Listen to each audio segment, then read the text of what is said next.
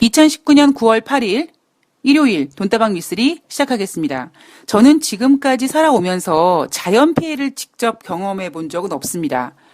제가 지금까지 느꼈던 어떤 공포 중에 하나가 2011년 3월 11일 날, 금요일이었죠. 제가 팍스넷에서 주식소녀 시크릿이라는 방송을 하고 이제 저쪽으로 건너가서 머니투데이에서 이제 순복이의 발길이라는 방송을 하기 위해서 이제 막 가려고 했는데 방송 중에 계속 이제 그 일본 대지진의 그런 모습들, 뭐 자동차며 뭐 집이며 이런 것들이 그냥 이 해일에 그냥 이렇게 그냥 둥둥 떠밀려 가는 것. 와, 그거 보면서 사실 좀 공포를 느꼈고요. 그리고 몇 년 전에 경주 지진 때, 제가 침대에 누워서 이제 막 자려고 하는데 살짝 이렇게 약간 어지럽더라고요. 그래서 내가 빈혈이 있나? 라고 생각을 했더니 그게 이제 경주 지진이었습니다. 뭐 그 정도? 예. 그리고 대신에 이제 어떤 자연재해를 경험하게 되는 것이 간접 경험인데 그 간접 경험이 어떤 다른 곳에서 발생된 것을 뉴스를 통해서 본다든가 아니면 영화를 통해서 보게 되는데 요즘 영화가 그래픽이라든가 이런 CG가 너무나 기술이 발달되다 보니까 이게 저는 이게 실제와 영화와 이게 잘 구별이 안 되더라고요. 그러니까 그 얘기는 뭐냐면 그만큼 제가 자연재해에 대해서 어떤 약간 좀 둔해지는 거죠. 9월 7일 날 태풍 링링이 이제 이 수도권을 이렇게 관통하는데요. 제가 방송을 녹음하고 강아지랑 산책을 가야 되는데 갈 수 있을까? 라고 이제 걱정을 하던 차에 오히려 밖에는 바람은 뭐 살짝 있었으나 햇볕이 내려졌고요. 태풍이 별거 아닌가 보다. 뭐 이렇게 생각하고 강아지랑 산책을 나갔습니다. 그런데 진짜요. 마치 그 태풍 전야처럼 바람 하나 없었고 거의 그때는. 그리고 약간 좀 후덥지근하고 끈끈한 그런 장마철 같은 느낌이 들고 그래서 산책을 일단은 잘하고 왔습니다. 산책을 이제 잘하고 와서 뭐 태풍 약해졌나 보다. 뭐 별거 아닌가 보다라고 생각을 했죠. 뉴스에서는 계속 태풍의 위력이 뭐 계속 강해지고 있고 어느 지역에 뭐 어떻게 되고 있는 이야기가 계속 나오고 있지만 아니 뭐 태풍 지금 뭐 한반도 상륙해서 이렇게 올라오고 있다고 하는데 뭐 별로 못 느끼겠네? 라고 제가 그렇게 크게 느끼지 못했던 겁니다. 이제 그러다가 어느 순간부터 창밖에서 부는 바람 소리가 너무 무섭고요. 창밖에서 뭔가가 이렇게 막 날아다니는데 와 저거 날아다니다가 우리 집 창문 뚫으면 어떻게 하지? 뭐 이런 걱정도 되고 야 이러다가 건물 무너지면 어떻게 하지? 뭐 이런 생각이 들더라고요. 그래서 와 역시 자연재해는 무섭구나라는 생각도 했고 참 제가 이런 자연재해에 대해서 좀 둔하구나 뭐 그런 생각도 또 한번 하게 됐습니다. 그러면 안 되는데 조심해야 되는데요. 자 어쨌든 링링은 이제는 한반도를 지나갔습니다. 뭐 아직까지 뭐 북쪽 저 어딘가 있겠지만 피해가 발생됐죠. 피해가 발생되고 물론 사람도 다치고 사람의 생명도 앗아가고 뭐 그랬습니다만 그래도 어떤 물건의 피해가 오는 거는 다시 뭐 일어날 수 있지만 그래도 잃지 말아야 되는 거는 어떤 생명의 소중함이 아닐까 그런 생각을 한번 조심스럽게 해봤습니다.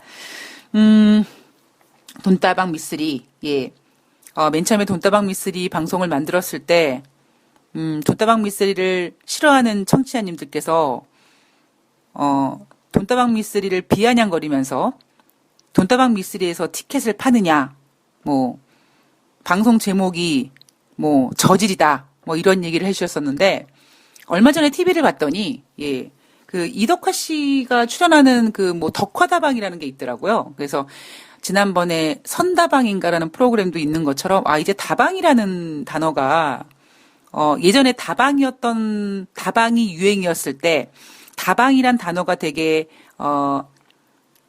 일반적이었다가 어느 순간 뭐 카페로 바뀌고 뭐 그다음에 뭐 스타벅스 이렇게 이런 식으로 이제 이름이 약간 좀 세련되지다가 이제 다시 이제 뭔가 다방에 대한 어떤 그런 익숙함이 유행을 하는구나 그런 생각도 했고요. TVN에서 청일전자 미쓰리라는 드라마를 이제 방영하나 봐요. 그래서 그래? 그러면 청일전자 미쓰리, 덕화다방 이렇게 다 돼 있으니 이제는 돈다방 미쓰리만 되면 되는 거네요. 예, 그런 생각을 한번 해봤습니다. 우리 할머니께서 저 어렸을 때 맨날 저한테 하시는 말씀이 있었습니다. 그게 뭐였냐면, 야, 도둑질을 하려면 작은 도둑질을 하지 말고 큰 도둑질을 해라. 근데 우리 할머니는 도둑질이라고 하지 않고 도적질이라고 했거든요. 그러니까 도적년이 되려면 큰 도적년이 되라. 이런 얘기를 하셨어요. 저는 어렸을 때부터 아니 저놈이네가 자기 손녀를 지금 뭐 범죄인을 만들려고 저러는 것인가? 도대체 왜 저런 얘기를 할까? 라는 생각을 했습니다. 그런데 제가 이제 어른이 된 다음에 이런 생각이 들더라고요. 어떤 책을 봤더니 비즈니스맨과 사기꾼의 차이는 한 끗 차이라고 합니다. 그게 뭐냐면 자기가 한 말을 지키는 사람은 비즈니스맨, 자기가 한 말을 지키지 않는 사람은 사기꾼. 그런 생각을 제가 하면서 우리 할머니께서 야, 도적질을 하려면 도적년이 되려면 큰 도적년이 되라. 이렇게 말씀하신 그 이유가 그게 그런 뜻이 뭔가 하려면 확실하게 하지 어설프게 양아치는 되지 말아라. 이렇게 얘기를 해주신 게 아닌가. 뭐 저는 그렇게 조심스럽게 생각을 합니다.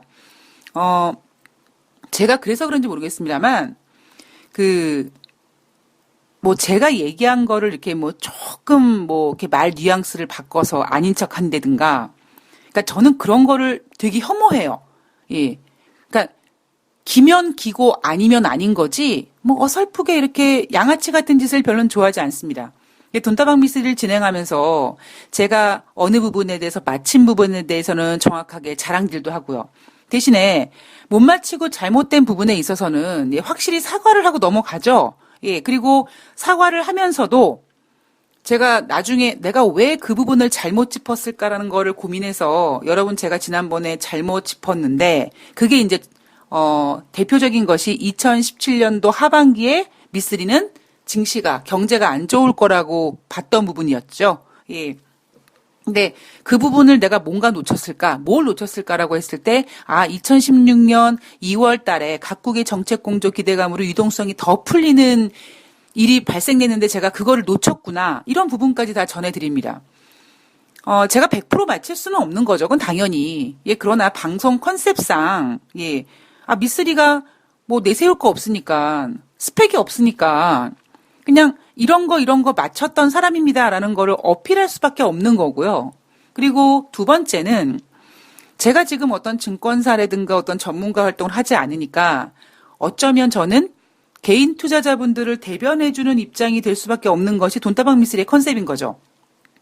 자, 그렇다면 돈다방 미쓰리는 전문가들과 증권사들의 어떤 공공의 적이 될 수 있겠죠. 예. 그런데 제가 한 가지 지키는 게 있습니다. 그게 뭐냐면 전문가들은 그렇게 얘기해서 틀렸어요. 그리고 어떤 증권사 애널리스트들이 이렇게 얘기했어요. 라고 해서 제가 조금 구체적으로 얘기하는 정도는 증권사 중에서도 뭐 어떤 증권사가 이렇게 될 거라고 얘기했다. 그 정도. 근데 그거는 음모도 아니고 모함도 아니고 구체적으로 노출되어 있는 보고서 내용이 잘못됐다라는 것을 제가 전해드리는 거죠. 그런데 제가 한 가지 지키는 건 뭐냐면 어떤 증권사가 그랬다라고는 얘기는 하지만 그 애널리스트의 이름을 얘기하지 않습니다. 증권사들이 이렇게라고 해야지만 저는 그 증권사의 이름, 증권 전문가의 이름을 구체적으로 제시하지 않습니다. 그게 뭐예요? 그게 바로 상도덕이라는 거죠. 예. 대신에 만약에 다른 전문가가 돈다방 미쓰리를 뭐라고 얘기하면 저는 저 혼자서 하는 거기 때문에 이건 누가 봐도 저를 꼭 집어서 얘기하는 거라고 볼 수밖에 없잖아요. 그래서 돈다방 미쓰리는 기면 기고 아니면 아닌 거지. 기라고 얘기했다가 은근슬쩍 말을 바꿔서 이렇게 얼렁뚱땅 넘어간다든가 어떻게 해서든지 제가 한 얘기를 이렇게 포장을 해서 이렇게 하는 거 저는 예, 그거는 양아치라고 생각합니다. 진짜 정말 큰 도적녀는, 예, 아닌 건 아니라고 확실하게 인정하고, 예, 긴 건 기라고 확실하게 어필하고, 오히려 그런 신뢰감을 쌓으면서 제가 나중에 어떤 사기를 치면 대형 사고를 치겠죠. 예, 그러니까 그게 진짜 맞는 거지, 어설프게, 예, 양아치 짓은 하지 않습니다. 예, 그런 점에 있어서, 미쓰리는 양아치인가 보다라고 하시는 분들이 예, 계실 텐데 그렇게 생각하지는 않으셨으면 좋겠습니다. 저는 이 도깨비라는 드라마를 보지 않았습니다. 그런데 그 도깨비 드라마가 정말 유행이었죠. 예, 공유 씨의 어떤 패션부터 시작해서 그리고 명대사가 있습니다. 너와 함께한 시간 모두 눈부셨다. 날이 좋아서, 날이 좋지 않아서, 날이 적당해서 모든 날이 좋았다. 이거는 참 아름답게 표현한 명대사라고 생각을 하고요. 제가 안녕하세요라는 프로그램을 보면서 거기 신동엽 씨가 하는 얘기가 있거든요. 그 안녕하세요의 고민을 가지고 나오신 분. 우리 아빠가 매일 술을 마셔요. 술 마시고 그렇게 막 다치고 그러시는데도요. 매일 365일 중에서 364일을 마시세요. 우리 아빠가요. 담배를 피세요. 매일 담배를 피세요. 뭐 집안에 피세요. 이런 고민들.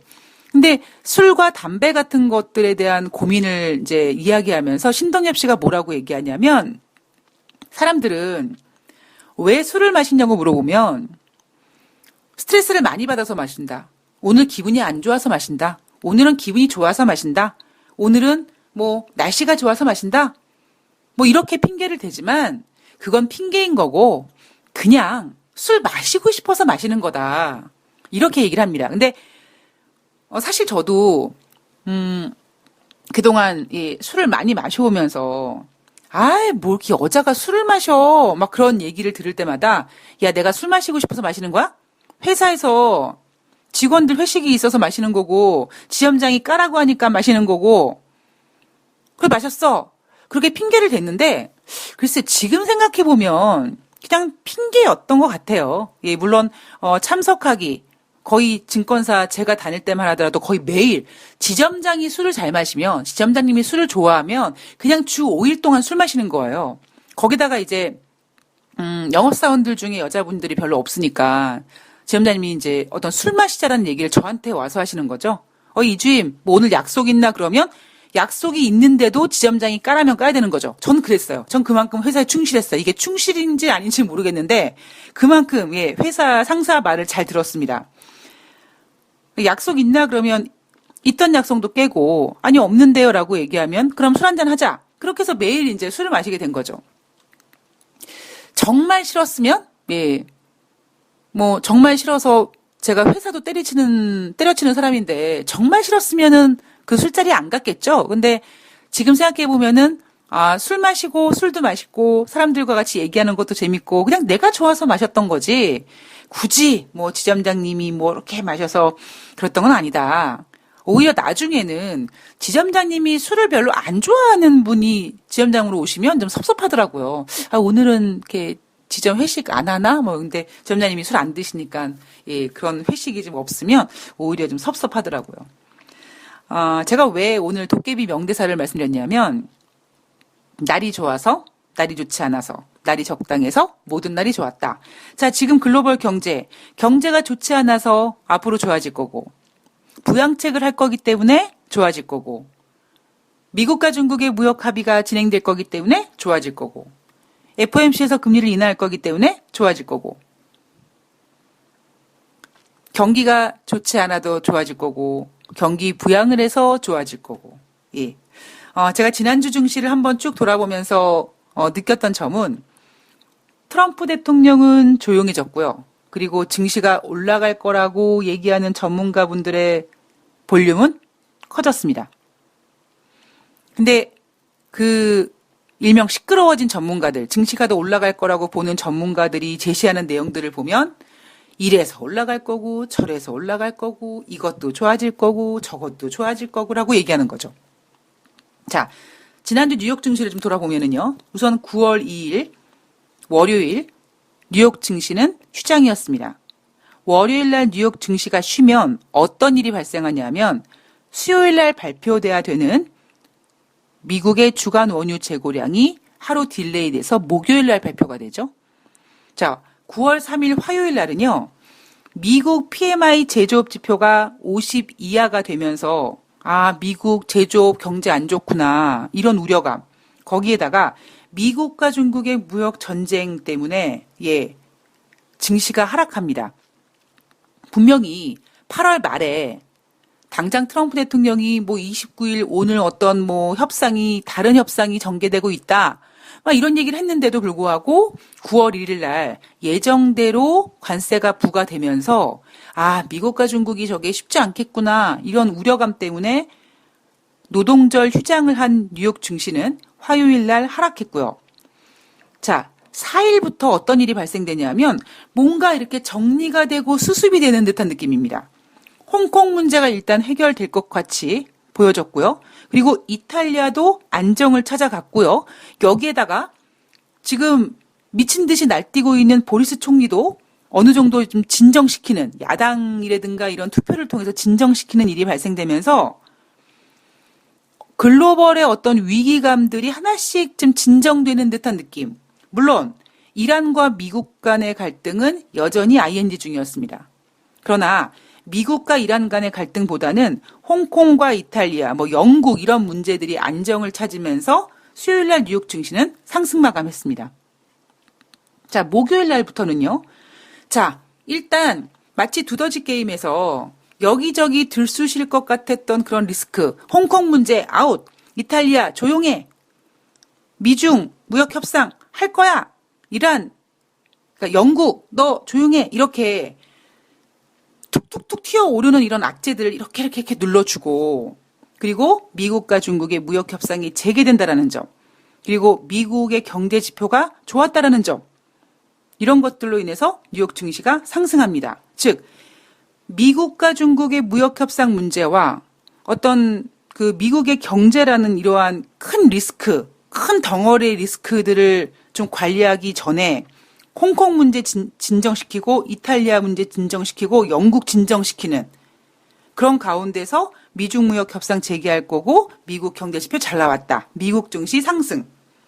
자, 거기에다가 금요일 날 같은 경우에는 중국이 지급 준비율을 인하했고, 그리고 금요일 날 발표된 미국의 노동부 고용 지표가 부진했으나, 부진하면 어때?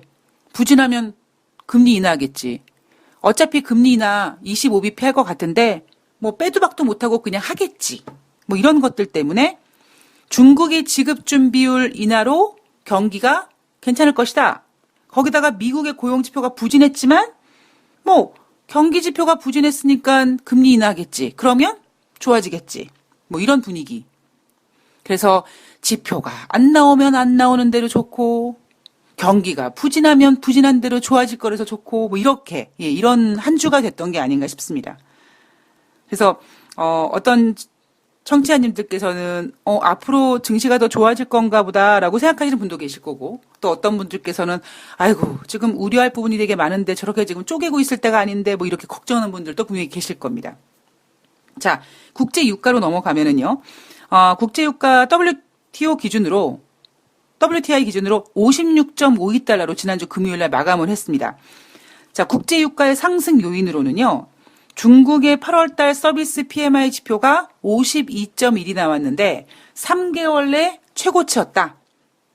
자, 거기다가 중국의 지준율 인하로 경기 부양 기대감이 있었고요. 그리고 미국의 주간 원유 재고량이 전주 대비 477만 배럴 감소했습니다. 시장 예상은 210만 배럴 감소를 예상했으나 시장 예상보다 많이 감소했고요. 단지 그 앞선 주에서는 1,003만 배럴이 감소됐는데 그 앞에 한 주보다는 감소량이 좀 줄어들었으나 그래도 3주 연속 미국의 주간 원유 재고량이 감소됐다라는 점. 자, 거기에다가 미국의 원유 채굴기 가동 건수가 738개로 지금 2년 만에 가장 적은 수준을 기록하고 있다는 점. 즉 미국이 생산량을 줄이고 있다는 점. 여기에다가 미국과 중국의 무역 협상 기대감도 있고요. 그리고 제롬 파월 연준 의장의 비둘기적 발언도 있습니다. 지난주 국제 유가 시장에서의 어떤 상승 요인은요. 어느 경제 지표 같은 거라든가 원유 재고 이런 것들이 좀 안정되면서 어느 정도 이제 수요가 줄어들 거라는 우려감도 좀 해소되는 것 같고, 그리고 미국의 생산량도 좀 줄어드는, 즉 공급량도 좀 줄어들 것 같은 기대감. 거기에다가 이제 제롬 파월 연준 의장이 비둘기적 발언이라든가 중국의 지준율 인하 이런 부분이 경기를 부양시키려는 의지가 국제 유가의 수요를 증가시킬 것이다. 이런 것도 있었습니다. 그리고 살짝 지역적인 긴장감 같은 경우에는 이란의 후원을 받는 예멘 반군이 사우디아라비아의 군대에 보복 미사일을 강행했다. 그래서 사우디 군인이 한 30여 명 사상자가 발생됐다. 이런 어떤 지정학적 긴장감도 국제 유가 WTI를 56달러 선까지 만들어 놓는데 기여를 했습니다. 자, 하락 요인으로는요. 허리케인 도리안이 미국 멕시코만을 들어오면서 좀 힘이 빠졌다. 그래서 공급 차질 우려감이 좀 해소됐다. 그리고 오펙과 러시아가 8월달 생산량을 좀 늘렸을 것 같더라. 걔네들을 설문조사를 했더니 저희가 8월달에 생산량을 좀 늘렸어요. 이렇게 답변했더라. 그리고 이게 그냥 단순히 설문조사뿐만 아니라 UBS에서 원유 시장 동향 보고서를 제출했는데 올해와 내년도 세계 원유 수요가 감소될 것이다. 자, 이렇게 세계 원유 수요는 감소될 것 같은데 8월 달 오펙과 러시아가 생산량을 증가시킨다면 수요 감소 우려와 공급 초과 우려가 이렇게 맞물려서 국제 유가의 하락 요인으로 작용을 했습니다. 자, 그리고 경제 지표를 보도록 하겠습니다. 제가 국제 금값은 앞으로 돈다방 미쓰리에서 언급하지 않도록 하겠습니다. 국제 금값에 대해서 글쎄요, 어떤 부분에 이제 분명히 어떤 의사소통의 문제가 있을 거라고 생각을 하지만 제가 국제 금값을 이제 언급해드리면서 1,200달러에 안 살 거면 그게 1,400이든 1,500이든 1,600이든 하물며 1,400달러가 1,600을 가면 올라간 거 아니냐.